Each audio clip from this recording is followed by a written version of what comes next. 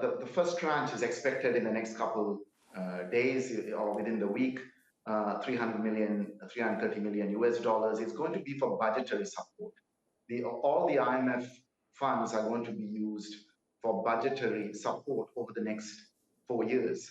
But when you actually look at the amount, 3 billion US dollars from the IMF, 3.75 billion US dollars from the international financial institutions like the World Bank and ADB, over 4 years, that's really very little when you look at, for example, Sri Lanka's debt stock or even our import bill. So that's approximately 7 billion US dollars over 4 years, so only 1.7 billion US dollars a year. But our import bill is something on the order of 15 billion US dollars every year. So this is not going to make such a difference in terms of us being able to import our essential goods. We are mainly doing it through our foreign earnings, through our exports, our remittances, and to a much lesser extent now through tourism.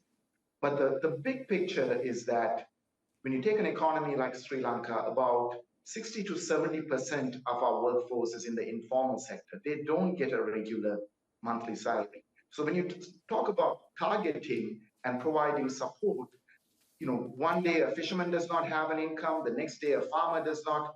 You need something like a universal scheme. And that's what Sri Lanka had. Sri Lanka is known for its free education, its free healthcare.